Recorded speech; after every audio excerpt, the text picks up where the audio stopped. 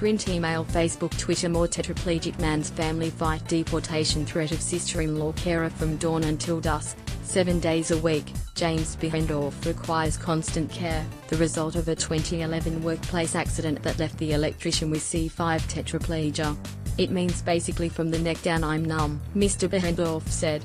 I'm lucky I have some movement in my hands, but I can't feel half of them. Mr. Behrendorf needs help to get dressed and to wash, and to be put into a lifter so he can be put in a chair. At night, I need my tea cut up. It's a lot of high-maintenance help, he said. Mr. Behrendorf gets that help from his wife Virginie and, since 2012, his sister-in-law Sophie Faireva.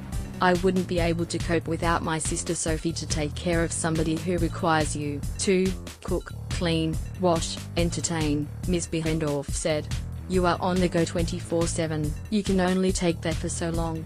The arrangement has worked well, but it could be about to change. The family fears that, any day soon, Ms. Faireva could be deported on the grounds that, in the eyes of the federal government and Department of Home Affairs, she is not a close relative and does not meet visa requirements. If that happens, Mr. Behrendorf said he would inevitably be placed into a home, which is something he steadfastly objects to. Mr. Behrendorf and his wife are desperately seeking a way to allow Sophie to stay in Australia and continue providing care. Not easy, but it is my family. Caring for Mr. Behrendorf can't be done by one person alone. Even with a lifter it takes two people to get James into bed, Virginie Behrendorf said. It's not a simple life, but it's the one Sophie Faireva has chosen for herself, moving from France to be with her sister and her brother-in-law. I know it is not easy, but it is my family, Ms. Faireva said. When your family have problems you are there. All of this care is being given at home on Adelaide's outskirts. The sisters don't qualify for carer benefits, and the family lives on Mr. Behrendorf's work cover payment. Migration consultant, Mark Glazebrook, said the in-home care given to Mr. Behrendorf has saved taxpayers a packet. The cost of institutional care for James will be in the vicinity of $200,000 a year, Mr. Glazebrook said. Sophie's been here for 6 years, so she has saved the taxpayer at least $1.2 million. In that sense, it is in Australia's national interest to keep her here. But Ms. Fairev's application for a carer visa was refused because the requirements stipulate the person must be a close relative. In this case, Ms. Faireva would have to be Mr. Behrendorf's sister, half-sister or step-sister to qualify. Sisters-in-law are out.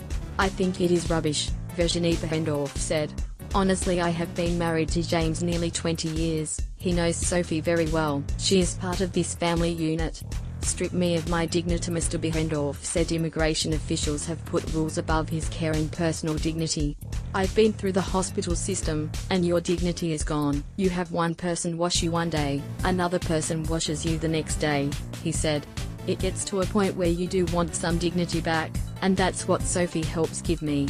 It will strip me of my dignity. This is all about their small rules and nothing about my care. The family took the decision to the Administrative Appeals Tribunal, AAT, but it said, effectively, its hands were also tied by the legal requirements making in-laws ineligible for a carer visa. But the AT offered one last hope, saying there are compassionate circumstances in this case. The tribunal considers this case should be referred to the department to be brought to the minister's attention. It opened the possibility of a ministerial intervention, and Mark Glazebrook thought the AT's ruling was significant. It's something that doesn't happen ordinarily, only in very limited, special circumstances, such as in this matter. We thought a successful outcome would have been achieved, he said. But last Friday, Mr. Glazebrook found out he was wrong. The department sent him an email saying it had made its own determination, without reference to the minister. Ms. Fairev's request was assessed against the minister's guidelines and was found not to present the type of unique and exceptional circumstances that may be referred to the minister, and was therefore finalized by the department without referral. Mr. Glazebrook said the department is not required to give reasons. We don't know if the full case was investigated, he said. Unfortunately, now we are in a situation where it may only be a matter of days or weeks before Sophie is deported. The ABC asked Assistant Minister Alex Hawke for his view. In a statement, the Department of Home Affairs said it does not comment on individual cases. People whose requests for intervention have been unsuccessful and who do not have other matters before the department are expected to depart Australia, it said. The clock is now ticking for Ms. Faireva, but it also ticks for her sister and brother-in-law. If Sophie goes, I will have to go into a nursing home eventually, Mr. Behrendorf said. I honestly wouldn't want to be around, that's not a life.